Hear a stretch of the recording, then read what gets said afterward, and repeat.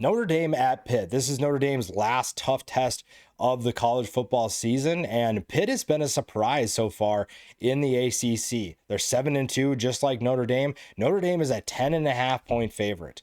Now, Notre Dame has been an interesting team to watch because their two losses came in the first two games of the season. They started out 0-2, and now they've won 7 straight.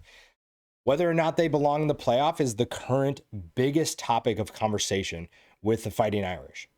You look at their schedule, you look at their resume, that's going to be a hot topic. That is going to be a big debate point. Now, does this team look like a playoff team if you purely go off the eye test? I think so. I think they look like a playoff team. Their offense is physical. Their offense looks explosive at times. The defense is making plays.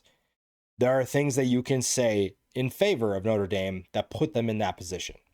Now, whether or not they're actually a playoff team is going to be up to the committee. Right now, they believe that they are a playoff team. They're 10th in the country. They're doing a lot of good things. And again, they've won 7 in a row. So it's hard to argue with people that are going, I mean, you can argue all you want, but the committee ultimately is going to decide if Notre Dame is a playoff team or not. And this is the final test, or at least the final opportunity for Notre Dame to make an impression, a positive impression. So we'll see what they do in this game, because this is a Pitt team that is sneaky difficult. And we'll dive more into the Panthers here in just a little bit. CJ Carr has shown his moments, right? He's been very impressive at times. He's also shown some really irresponsible freshman type mistakes. Those are going to be things that he has to filter out. And part of it is that he's just a young player that is figuring things out, that he is just going through the development process. And no, I don't think anybody expected him to be polished by any means. But some of those mistakes you've seen, you're like, what are you doing?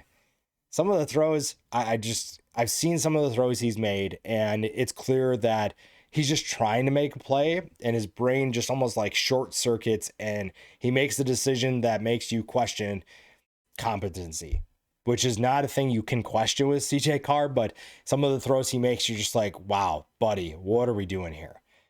But that being said, this is a guy who's completing nearly 68% of his passes. He's thrown 19 touchdowns, just 4 interceptions. So it's clear that he knows what he's doing as a passer. He's figured out how to get in rhythm. Now, the nice part for him is his running backs are in a groove right now. Jeremiah Love has figured out his sweet spot, and I don't know what they were doing early in the year. I don't know if he had an injury.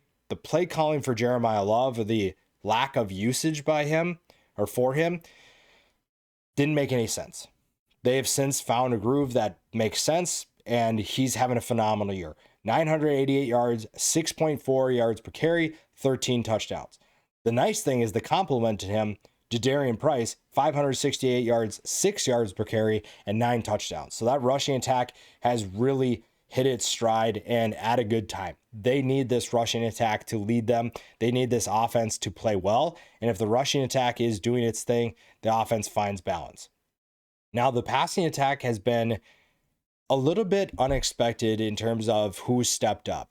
We've seen some injuries kind of hurt them. Jaden Grayhouse hasn't been a factor as much as we'd like to see him this year because of that. Jordan Faison has kind of similarly to Love and Price hit a little bit of a groove. 43 catches for 545 yards to lead the team, 3 touchdowns. Malachi Fields has been a big time threat, and I think that was a nice addition by them via the transfer portal this offseason. 497 yards, he's averaging nearly 20 yards per catch and 3 scores as well. Eli Raridan has been a focal point of the offense at times. I think at times that they have just decided that he is their target, and he creates some mismatches just purely based off his size. And we knew that he was going to be a factor coming into this year, and now we get to see that on a consistent basis. So that's been fun to watch as well. Will Pauling's had his moments for this offense. I think Mike Denbrock's done a great job of hitting his groove as well.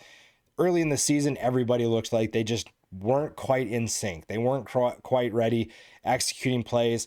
Denbrock didn't have his best performance as a play caller, I don't think. Now that is not the case. They have figured things out. They have found out what works for them. And this is a group that's playing really well. Now, the defense has kind of been, there have been some good things with this defense. There, you also saw the Texas A&M game and the struggles they had there. I think that they've done a good job of figuring some things out. They've sorted out some of their weaknesses. They've found ways to navigate that, and they have fixed some of those places they need to fix. Now, you've seen some good things with this front group. The secondary is where you had some concerns early in the year, but the secondary has really played well as of late, and they're playing with a ton of confidence, and they are making plays. All four starting DBs have at least 2 interceptions. You have a number of other guys that have factored in as well. You have Aiden Schuler, 2 interceptions. Tay Johnson, 3 picks. Leonard Moore, 3. Luke Talich, 3. Christian Gray, 2. You've had guys throughout the entire year show their talent and show their abilities. Now, there have been some concerns about, the play in the slot, in the nickel position. I think they've done a good job of rotating guys around and also providing different looks that maybe negate some of the offensive plans against them. So that's going to be a big factor here, especially with the quarterback that you're going in against. Now, for Pitt, a lot of the pressure lies on Mason Heinzel's shoulders. Since he's taken over at the starting quarterback position, over 1,500 yards, 12 touchdowns, 5 interceptions. Another young quarterback, though. So this is going to be a tough test. The nice thing is that it's at home, so you don't have to play against this Notre Dame defense on the road. You have the ability to kind of take things at your pace and make sure that you're comfortable enough to make the right play, make the right read. Now, the rushing attack has not been great for Pitt this year. Desmond Reed has struggled being on the field, and his explosiveness just hasn't been the same. You just haven't seen the same type of Desmond Reed that we are used to seeing. And I'm curious to know, is there some sort of lingering issue that's going on? I haven't really been too into Desmond Reed's status, but it's clear that something's not quite right. He's not 100%.